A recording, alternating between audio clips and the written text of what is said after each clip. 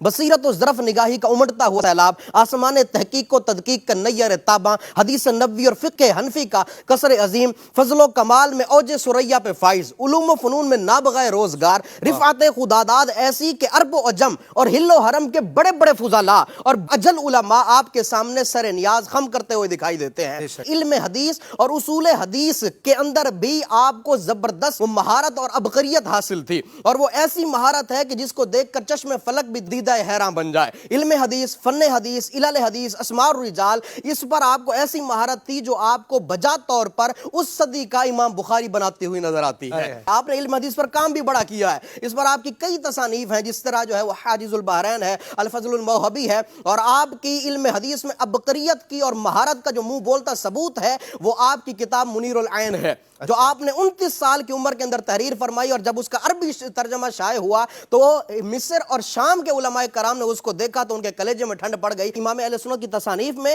جہاں احادیث کا سمندر موجزن نظر آتا ہے، وہیں پر احادیث کی معرفت، ان کی صحت و عدم صحت، ذوف، سقم، حسن و غیر حسن، اور اس کے علاوہ جو بھی کون سی حدیث درست ہے کون سی حدیث درست نہیں ہے، اس پر بھی نفیس اور مارکۃ الاراء ابحاث نظر آتی ہیں، جن کو دیکھ کر کہنا پڑتا ہے کہ اگر ان ابحاث کو امام بخاری اور امام مسلم دیکھ لیتے تو ان کی آنکھیں ٹھنڈی ہو جاتی۔ کئی احادیث کو ذکر کرنا، پھر ان کے حوالہ جات بتانا، کون سی کتاب میں حدیث کیسے موجود ہے اس کا تذکرہ کرنا، کون سی کتاب میں کون سا راوی ہے اس کو واضح کرنا، اور کون سے محدث نے اس کو ضعیف کہا ہے اس کی نشاندہی کرنا، کون سے مصنف نے اس کو درست کہا ہے، اور یہ سارا کچھ بتانے کے بعد جب علماء کرام جا کر دیکھتے تقریب تہذیب، وہاں پر ویسے کے ویسے الفاظ موجود ہوتے، اور کہیں اجمالاً اس کا تذکرہ کرنا اور کہیں تفصیل سے اس کی گتھیاں سلجھانا، اور کمال یہ ہے کہ یہ تب ہو رہا ہے جب آپ فقہی سوالوں کے جوابات دے رہے ہیں۔ اندازہ لگائیں اگر آپ علم حدیث پر قلم اٹھاتے تو پتہ نہیں کیا سے کیا کر دیتے۔ علم حدیث پر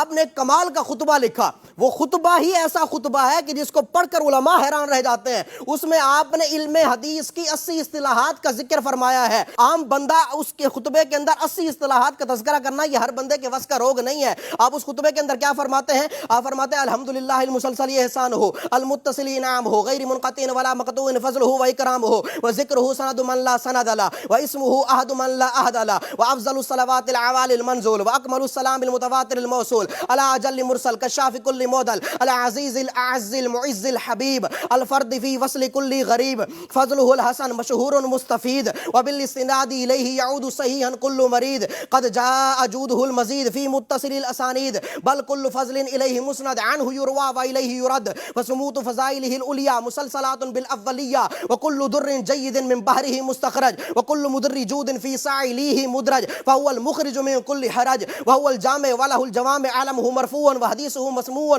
ومتابعه مشفوع، والإسر عنه موضوع، وغيره من الشفاعة قبله ممنوع، فإليه الإسناد في محشر الصفوف، وأمر الموقف على رأيه موقوف، حوضه المورود لكل وارد مسعود، فيا فوز من هو منه منهل ومعلول، فبه كل إلة من معلل تزول، حزبه المعتبر والشذوذ منه منكر، وطريق الشاذ إلى الشواذ سقر، حافظ الأمة من الأمور الدلهمة، الذاب أن كل تلبيس وتدليس، والجابر لقلب بائس مضطرب من عذاب بعيس، الحاكم الحجة الشاهد البشير، معجم في مدحه كل بيان وتقرير، ألفه لا يدرك وما عليه مستدرك، مقبوله يقبل ومتروكه يترك، تعدد طرق الضعيف إليه، فمن سننه الصحاح التعطف عليه، فيجبر باعتداده قلبه الجري، ويرتقي من ضعفه إلى درجة الصحيح، مدار أسانيد الجود والإكرام، منتهى سلاسل الأنبياء الكرام صلى الله تعالى عليه وعليهم وسلم،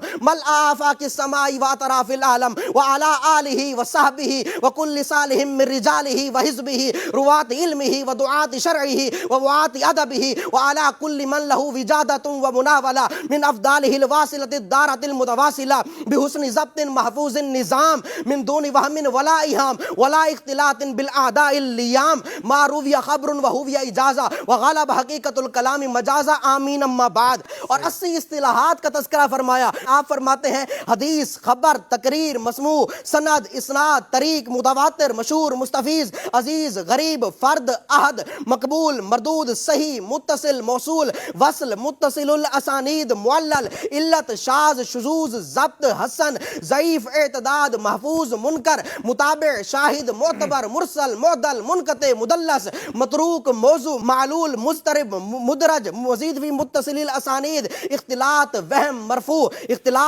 مرفوع مقطوع موقوف مسلسل بالاولیہ منتہا اوالی نوازل اولیہ وجادہ صالح جید حافظ حاکم جامع جوامع سنن موجم مستدرک صحاح اور مخرج 80 اصطلاحات کو آپ نے اس کے اندر استعمال فرمایا ہے، اور 6 اصطلاحات کے ذریعے آپ نے حمد باری تعالیٰ کو بیان کیا ہے، اور تقریباً 58 اصطلاحات کے ذریعے شان مصطفیٰ کو ثابت کیا ہے، اور تقریباً 15 اصطلاحات کے ذریعے آپ نے مدح صحابہ اور اہل بیت کے مناقب کو بیان فرمایا ہے۔ یہ عربی خطبہ میرے امام کی ذہانت و فطانت کی واضح دلیل ہے، یہ عربی خطبہ میرے امام کی جودت طبع کا بین ثبوت ہے، یہی خطبہ علم حدیث میں عبقریت کی بھی واضح دلیل ہے۔ یہ ایسا خطبہ ہے کہ نہ آپ کے ہم عصر محدثوں میں ملتا ہے اور نہ ہی پچھلی کئی صدیوں کی تاریخ میں یہ خطبہ نظر آتا ہے۔ جب برجستگی کے اندر لکھے گئے ایک خطبے کے اندر آپ نے علم حدیث کے ایسے ایسے پھول اور بوٹے کھلائے ہیں، تو آپ نے فن حدیث کی کتابوں میں علم حدیث کے کیسے کیسے گلشن آباد کیے ہوں گے۔ اس لیے ہم کہتے ہیں وادی رضا کی ہے، کوہ ہمالیہ رضا کا ہے۔